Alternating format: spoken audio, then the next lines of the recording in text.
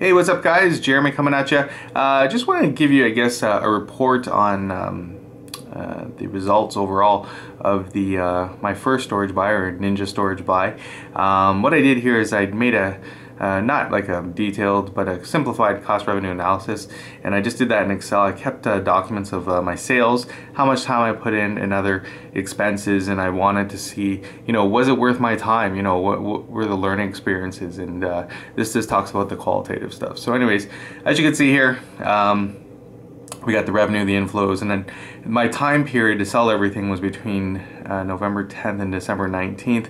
I wanted to flip it quickly so I had some money in time for Christmas, and I just didn't want to hold on to things. One of the things that if you're ever into get into this, or one of the things that I learned for myself was that yes, you can make more money, but you have to invest more time, right? So something that probably is obvious to other sellers and stuff, but to me it was, you know, I just wanted to move it quickly and spend the least amount of time to try and get the most amount of money. All right, so right away I put this the revenue inflows in alphabetical order, which I'll go through in a second. I have some anticipated sales through some things that are coming up in the near future, some private sales and some various auction sales, and I've actually lowered this here by about 20% because I just wanted to have a realistic value of what I will expect. So in the very near future, through anticipated miscellaneous sales, the Marantz stereo, various auction sales for a number of items, I should get $400. All right. Another thing I put here, normally you wouldn't put this kind of thing in your revenue inflows, but along the way when I was selling stuff, depending where I was selling it to, for example, if there was a stereo that I sold for $200, but the buyer said, well, how about 140? Then I would try and counter and say, how about 160, maybe 170, for example, but you give me 140 cash and 30 in trade, for example. So the 30 in trade, I could get something that I could either A, keep, or B, utilize for a future sale down the road and stuff. And in another video I'll show you some of those assets, some of those things that I was able to get, but it's easily in the $2,000 range. And in another video, when you see that and I show you everything laid out, you will see that definitely, even if I lowered the value of everything, it comes out to $2,000 easily. All right, so let's look at some of the things and some of the sales. Computers, various equipment. These are different computers, laptops, MacBook batteries. I made 125 bucks. It was probably the least most interesting, I guess, place for me to sell stuff, but it is what it is. Electronics, I try to break it down here between stereo, speakers on the audio side, and then video equipment, DVDs and Blu-ray players, pardon me, VCRs. As you can see there, I made a little bit of money and stuff. I just went for quick sales again. I wasn't trying to sell hard. On media stuff, compact discs, yes, it is what it is, but it's a little bit harder to sell compact discs these days, you know, with people MP3s, but you are able to make some sales. And then with DVDs, as you can see, I had a nice little 351, which included single DVDs and box sets. On the other category, you have things like cords, GPS systems, jewelries, knickknacks, keyboard, pianos, those are electronic ones, remote control cars, and I actually had, of all things, iPhone 4 replacement cases. And you could see some of the revenues that I've generated here.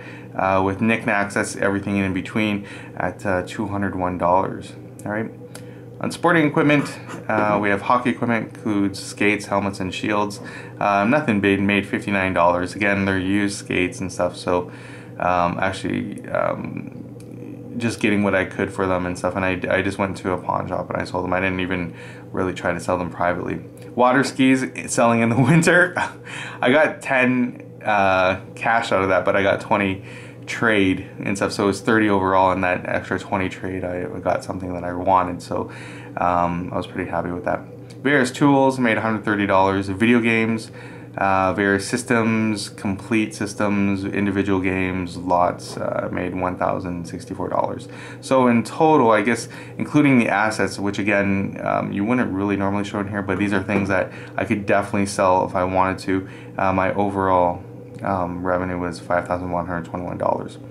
During that same period, obviously I wanted to record my expenses, so my capital investment for the buy was $1,500. Human resources, it's not like I have staff, but the one thing, and they don't tell you this on Storage Wars, they sit there and they're like, oh, that's a bill and stuff, but Yes, but how much time are you going to invest in selling stuff, right? So again, my goal was to flip it as fast as I could before Christmas. I did take a week off in between this time for Thanksgiving and a couple other things, but I just figured out my time. Even my wife helped me out for a bit.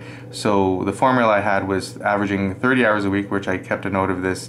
Some weeks was a little bit more, some weeks was a little bit less, but the median was 30 hours a week times 5 weeks times $10.25 minimum wage an hour. So that came to $1,538. So that has, you know, value, right? Because it's your time and stuff. So you have to recognize your time in that as well.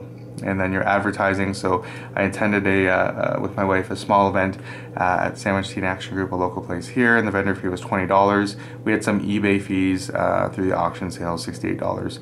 And then this is in the anticipated sales. I have something going up in a auction in the near future, so I just put in a amount for the auctioneer's time. Lastly, the other thing was the cost in gas. All right, so getting to A and B, that's a cost, and I kept my receipts too, so that came out to $117. It was actually $116 and change. I rounded up. All these numbers are rounded either closest to the dollar. And as you can see there, my expenses were $3,283.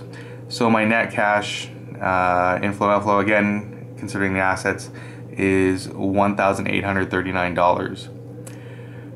Now, is it worth my time? And in my next video, when I show you everything that I got in the assets, you will see I got some stuff for my wife, some stuff for my son, some stuff for myself, some stuff that I'll sell in the future.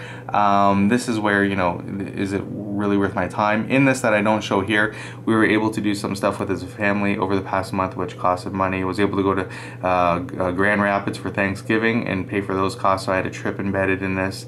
Was able to buy Christmas presents for the family, an extended family. So overall, I'm pretty happy with this. Again, I could have spent more time and probably sold things better, but you know, for what it was and the amount of time I put in and how fast I was able to flip, I'm pretty happy with it. Would I do it again? I guess it really depends on what it is. Like there are things, if you go into this, I guess people assess, you know, can I sell that? And they make those decisions quickly and stuff, and they go through all this kind of stuff in their minds very quickly. But yeah, it really depends on the person. There was a lot of work involved. There's a lot of testing and time, and that's included in this this formula here of time, right? Because when you have stuff, again, you could see like a stereo system, you know, it has a nice fancy name on it, Marantz, fantastic, right? You look at that, you're like, oh, $300, $400 and stuff if you have an appreciation for that area. But until you test it, that's one thing, and then until you sell it, that's another thing. So you could say all day long, oh, that's $400, but until you sell it, that's what your true beta is. So from there, for example, I do have a Marantz stereo in here, working on a sale right now.